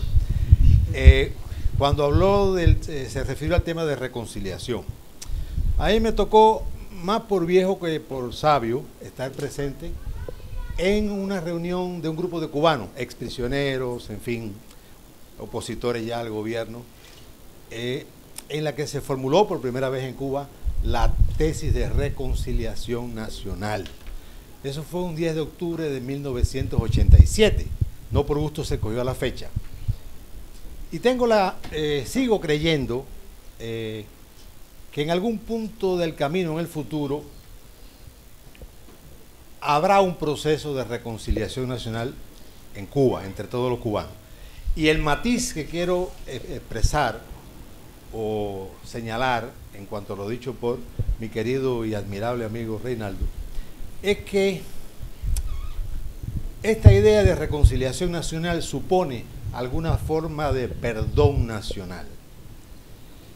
Y él hablaba de que los ofensores debían pedir perdón a los ofendidos, que hemos sido millones y millones. Los ofensores han sido una minoría, Y esto me trajo a la memoria algo que me dijo mi amigo y compañero de prisión Jorge Valls, eminente poeta y filósofo cubano, ahora vive en el exilio, bueno, sobrevive en el exilio. Esto me lo dijo él en 1980 en la prisión. Me dijo, Elizardo, tenemos que perdonarnos. Y él me dijo, yo estoy dispuesto a renunciar a mi cuota de justicia y perdonar a mis ofensores. Tenemos que perdonarnos entre todos. Incluso, además, está en un principio bíblico fundamental. No solo a los que son cercanos a nosotros, a los que nos aman, a los que nos quieren, sino justamente a los que nos han ofendido. Claro, perdón nacional no significa, ni debe significar impunidad. Debe haber también justicia, pero bajo el signo del perdón. Y ya esto, viniendo de mi parte, es como de alguien que viene de regreso de un largo camino y donde no falta un poco de cansancio en cuanto a esto de las ofensas, los agravios, las injusticias inaceptables. Y digo esto para que pensemos en el curso de los días o la semana acerca de el significado por extensión de la idea del perdón nacional. Los judíos tienen su día del perdón, que es el Yom Kippur. Nosotros tenemos que buscar tal vez mucho más de un día, pero también una ocasión para perdonarnos, incluso para perdonar a aquellos que han cometido ofensas terribles. Muchas gracias. Sí, mi nombre es William Cáceres. Iba a ser algo que estuve observando que Berta tocó, que era el apoyo de unos a otros, de un grupo a otro. Para mí, bueno, y también tocaron por aquí el momento en que Aldo fue retenido, que por los SMS nos llegó que un grupo de muchachos iban ahí. Algo que me llama la atención es que ese mismo día que Aldo y muchos muchachos iban a la estación de policía a respaldarlo.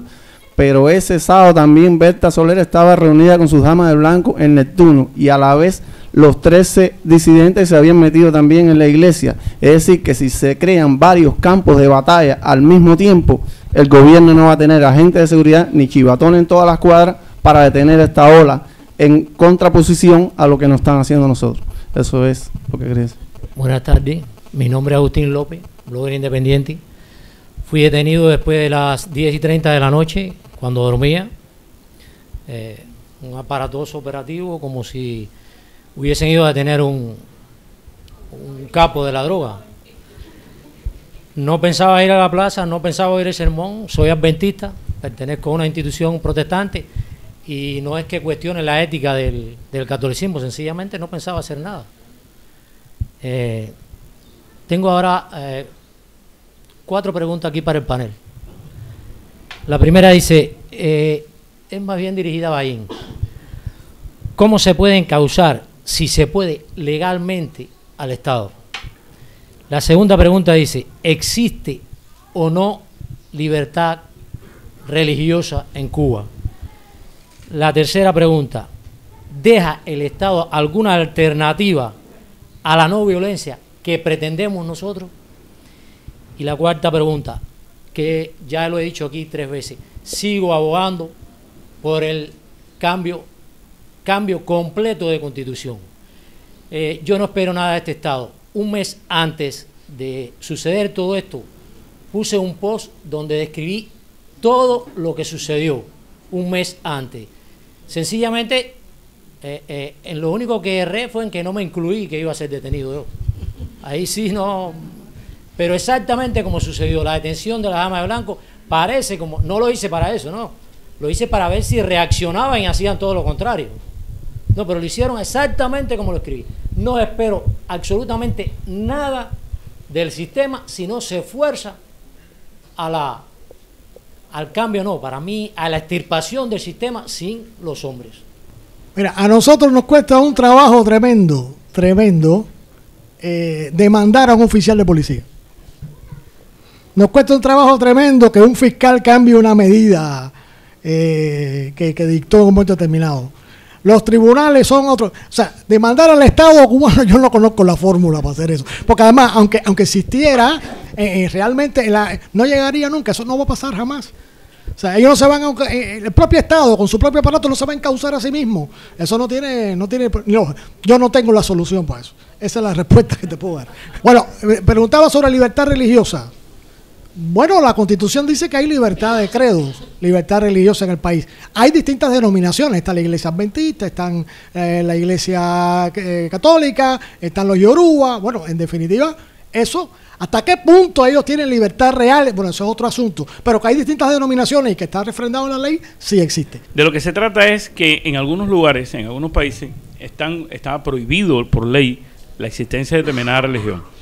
La ausencia de estas prohibiciones no es la máxima libertad que puede aspirar una agrupación religiosa, ¿no?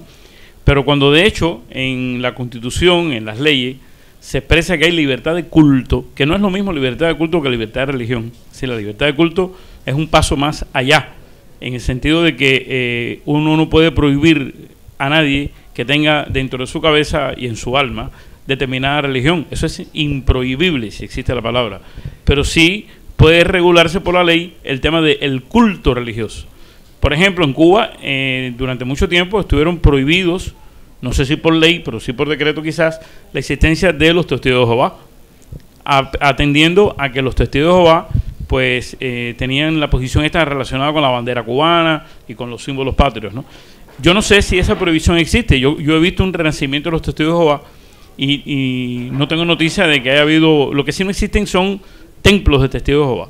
Eso está prohibido por la ley. Entonces, la libertad de culto, en tanto que el culto religioso no intervenga de forma política o que no se use el culto para una actividad política, bueno, pues el gobierno lo tolera, como tú muy bien apuntas, ¿no? Pero la libertad religiosa yo la considero como una especie de mascarada que da la idea de que se puede tener una religión, de que se puede hacer un culto, siempre y cuando la discusión se limite al hecho de qué madera era el pesebre en que nació el niño Jesús. Mi nombre es Anabel Villafuerte Miranda, tengo un blog. Yo fui víctima de un encierro dentro de mi casa por la policía, que no me permitió salir bajo ningún concepto con la llegada del Papa, ya que me explicaban que vivía a 70 metros con la avenida de Boyero, y tomaron la medida de poner, que tengo la foto, la medida de poner un carro detrás del mío, un carro delante y una guagua de frente, claro, que no me dejaban salir de ninguna manera. Llegó el momento de decir basta, llegó el momento de ir a la calle, los que quieran ir a la calle, de hacer las manifestaciones, de no estar de acuerdo con nada de lo que digan ellos. Creo que ya llegó el momento, ya no podemos esperar más tiempo. Vamos a tirarnos para la calle, vamos a lanzarnos y hacer todo lo que sea necesario por la libertad y la independencia de nuestro país. Soy Moisés Leonardo Rodríguez y prefiero en estos momentos, en lugar de hablar de la represión de que fuimos objeto, promotores de la corriente martiana, sobre todo en la zona de Mariel, pensar en algo que ya viene realizándose. En situaciones extremas, la generalidad de las personas invocamos fuerzas superiores.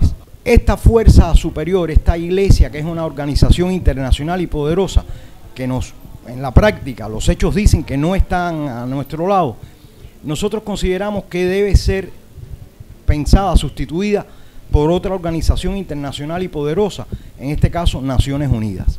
Sabemos que Naciones Unidas está llena de disfuncionalidades. Sabemos que Naciones Unidas ha venido o se refiere a Cuba en muchos casos elogiando su sistema de salud, de educación, hasta la comida dicen que anda bien por acá en Cuba. Pero no obstante a ello, desde su carta fundacional ella tiene por misión el que los derechos humanos sean respetados en todo el mundo. Nosotros desde hace años estamos desarrollando lentamente, con muy pocos recursos, una estrategia en este sentido. Hemos podido comprobar que muchos de los defensores en Cuba no utilizan los métodos, las vías, los canales establecidos por ellos. Está ocurriendo algo similar a cuando en el barrio tenemos problemas con alguien y tratamos de enfrentarnos con ese alguien y no denunciar ante la policía, funcione o no, el hecho.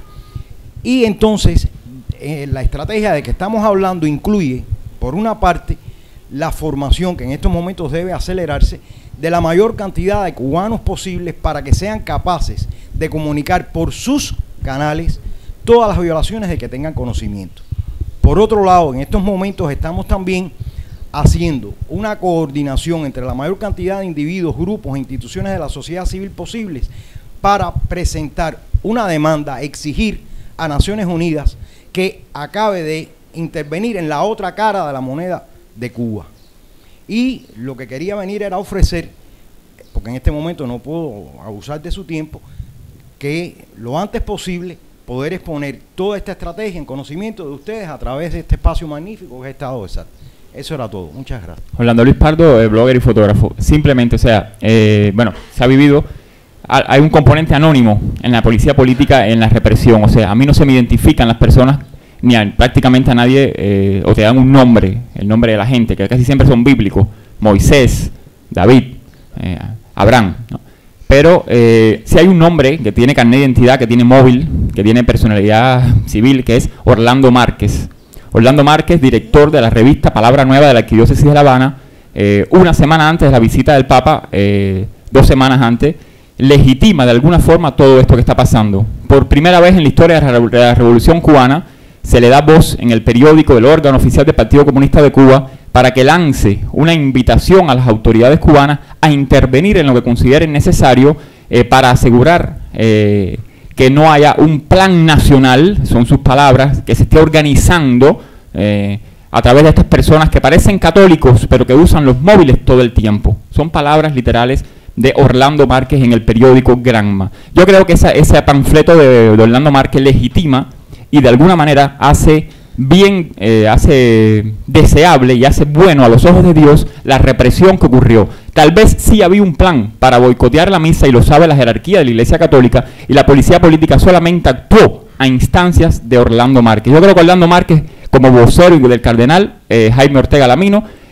necesita dar una respuesta a si es así o no esto que estoy planteando, si es invitación a que la autoridad entre al templo y entre a las casas de todas las personas, que son los templos de las personas ante su familia, ante Dios, si esa invitación fue extensiva o no a las misas del Papa, o si yo estoy llevando un poco al límite esto. Pero por lo menos él tiene un nombre y tiene una pluma y escribió. La policía política es anónima y es operativa, y sabemos que lleva 50 años trabajando de esa manera. Es el momento tal vez de escribirle a este señor, y es mi propuesta, ¿no? Y cada cual por sus medios obtener de él una respuesta o su suicidio como intelectual cubano.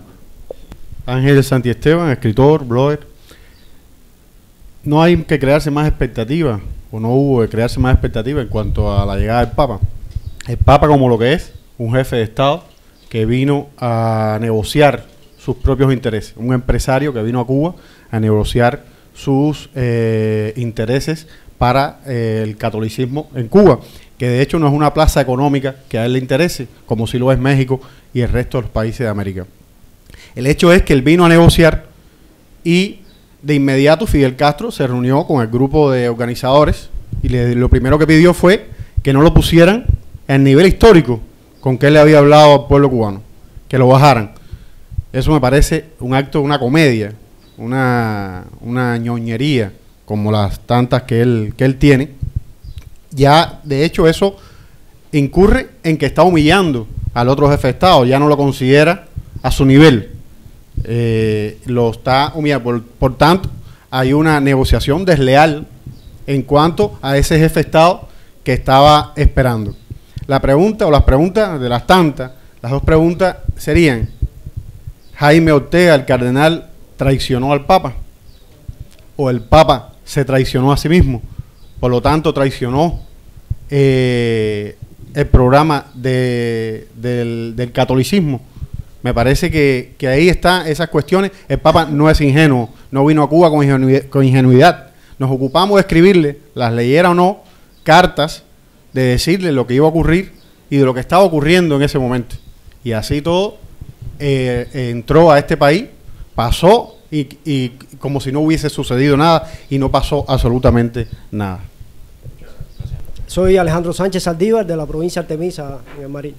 Yo fui uno de los reprimidos y bueno, actualmente salí en libertad, me dieron la libertad el día 28 sin carnet de identidad. En estos momentos estoy a riesgo y era una pregunta para usted. ¿Invitó a algún representante de la Iglesia Católica a este programa hoy? Bueno, siempre hemos invitado a las personas, por ejemplo, Espacio Laical, los hemos invitado, no han aceptado, ya nos cansamos de invitarlos, entonces, bueno, vía Twitter se invita a todo el mundo también siempre, entonces no solamente en este encuentro, siempre a todos los encuentros tratamos de que vengan personas que están dentro de las instituciones oficiales. Hemos ido a verlos personalmente y bueno, no aceptan, lamentablemente. Esperemos que en algún momento lo hagan, ¿no?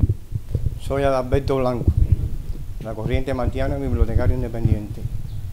El día 27 fui detenido en mi casa por 2 agentes de la seguridad y 2 agentes de la policía. Llevado a la estación de policía de Mariel, ahí me acusaron de que yo estaba acusado de hurto. Que yo estaba acusado de hurto, le dije, bueno, ¿cuál fue el hurto? ¿Dónde lo hice? Pregunté, nadie sabía nada, nadie podía darme una respuesta. Simplemente estaba acusado de hurto. Me negué a firmar el documento de detención por el hurto. Y bueno, me metieron para el calabozo hasta el otro día, aproximadamente a las 2 de la tarde, que me dieron la libertad de esa unidad donde estaba. Pero nadie en ningún momento me supo dar una respuesta de por qué, ni nada. Simplemente me dijeron al otro día, ya puedes irte, y chirrín, chirán, se acabó. Buenas tardes.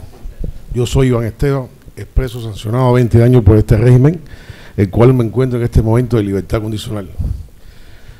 Primero doy gracias por poder estar aquí, escuchar muchas cosas que me tienen impresionado por muchas personas, cubanos como yo, que están hablando. Solamente le voy a transmitir algo, mi punto de vista, por haber conocido la verdad de Cuba, sufrir ahí en un calabozo, como otros hermanos que están ahí presos. En este país la seguridad del Estado es Cuba, es todo. Si nosotros los cubanos no miramos esta óptica de un punto de vista por unirnos y decir, bueno, hay dos cosas, la verdad y la justicia, si no la buscamos nosotros, nadie nos la va a dar. ¿Qué quiere decir? Que todos pensamos similarmente lo mismo, todos vemos las cosas con un punto de vista real, y con real es que es una simple marcha, como mismo hacen las damas de blanco, buscar un apoyo entre nosotros, porque si no logramos esa aglomeración de todos nosotros como cubanos, esto va a seguir igual y cada día va a ser peor y la represión va a ser total. Yo estoy en mi casa y puede ser que cuando salga de aquí vuelva a la prisión solamente por estar aquí, porque en los 10 años que llevo, Elizardo lo sabe, que he estado acusando a Raúl Castro por todas las cosas que me han ocurrido a mí y a mi familia. Es algo criminalmente todo lo que me ha sucedido, pero bueno, no es el momento ni el lugar para hablar de este tema, solamente lo que los exhorto a todos como cubanos a unirnos y pensar un poquitico más en la libertad de nuestro país. Muchas gracias.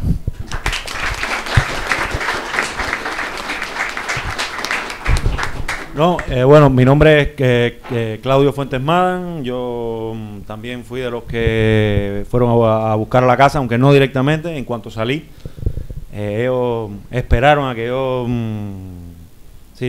estuviera prácticamente a 25 metros de la entrada de la casa, en Santa Clara, en casa de mi novia, y luego que fui apresado. Bueno, y no voy a hacer el cuento porque es muy parecido al del resto, ¿no?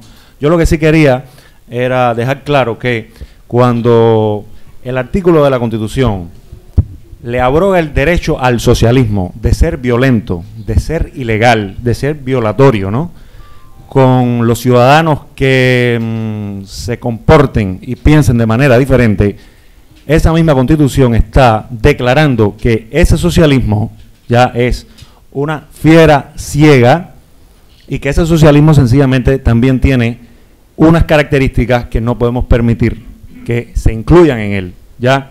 Por lo tanto, pienso que aquí se está ante todo luchando por evitar que en una Constitución se esté legalizando de esa manera actos criminales, o no solo los pasados y los presentes, sino los que pueden venir en el futuro. ¿Está bien? El problema es que esa Constitución que dice eso que tú acabas de decir, también dice en el artículo 3, y esto es bueno que lo digamos todos, es importante: en la República de Cuba, la soberanía reside en el pueblo, del cual dimanan todos los poderes del Estado. Bien, o sea, ¿qué se está diciendo con eso? El soberano somos nosotros. Bien, y nosotros hemos permitido que un poder delegado, o sea, a los que nosotros en un momento le dimos la representación del pueblo de Cuba, pues se convierten un poco que en el soberano por encima de nosotros. ¿Estamos claros? Pero ahí está claro en la Constitución. La soberanía reside en el pueblo y el soberano tiene potestad para hacer los cambios que entienda pertinentes, y el soberano somos nosotros, no porque lo digamos, sino porque está aquí, lo dice la propia Constitución socialista. Bien, que nosotros tenemos potestad para cambiar lo que haya que cambiar, porque somos el soberano de la nación. Y quiero transmitirle eso para que lo tengan presente.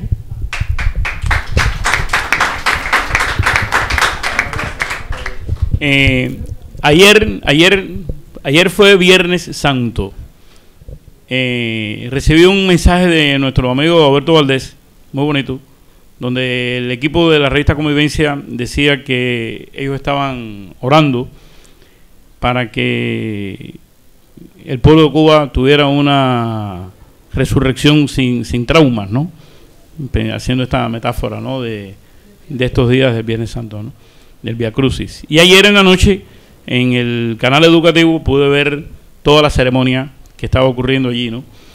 Debo confesar que en mi infinita inocencia estaba pensando que en algún momento el Papa dijera algo así: bueno, y ahora vengo de Cuba donde vi, pero no, tampoco lo dijo, ¿no? Y cada vez que estaban contando, que estaban narrando cada una de las estaciones por las que pasó Jesús en su Vía Crucis, yo me decía, esta es la nuestra, la segunda caída, la tercera caída. Aquí fue cuando vino aquel a ayudar a Jesús a cargar la cruz. Es decir, cada una de las narraciones me remitía a nuestra realidad. Pero por suerte no llegamos a la crucifixión todavía. Yo realmente no quisiera que nuestra resurrección tenga que pasar por el proceso de la crucifixión. Yo creo que este pueblo se merece revivir más que resucitar, antes de que pase una hecatombe, antes de que seamos aniquilados físicamente y antes de que ese poder omnímodo que se está integrando en Cuba se salga con la suya. Yo tengo fe, no tengo una fe religiosamente homologable, pero tengo fe como ser humano en el que podemos evitar el mal peor, pero evitarlo de esta manera. Ante la pregunta de qué hacer, yo pienso esto que estamos haciendo es una de las cosas que podemos hacer y creo que lo estamos haciendo bien. Eso es lo que quería decir. Gracias. Ismael, para cerrar. Bueno, yo creo que de alguna manera fuimos testigos de hasta dónde pueden llegar, o sea, hasta dónde se sienten impunes de alguna manera las autoridades a la hora de aplicar cualquier fantasía generada en una reunión, en un espacio cerrado, ¿no? Por un pequeño grupo de personas que de alguna manera se atribuyen el derecho de pisotear nuestros propios derechos como cubanos y como seres humanos.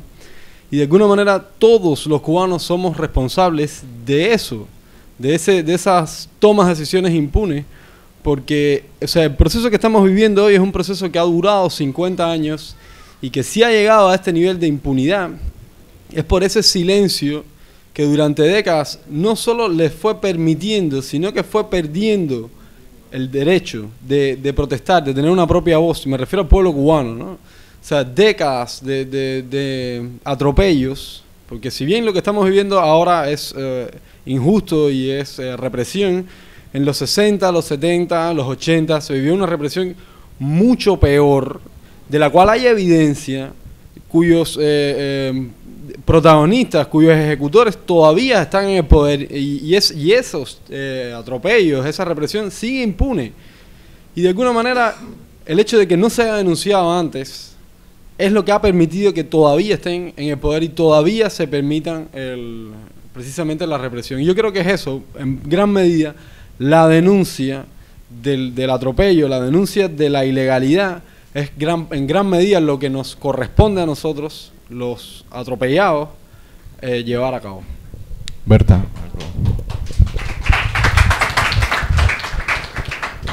Bueno, quiero decir que estamos necesitados todos los cubanos de libertad. Y la libertad depende de todos los cubanos. He dicho. Bueno, gracias. Gracias por estar por acá y nos vemos en un próximo encuentro.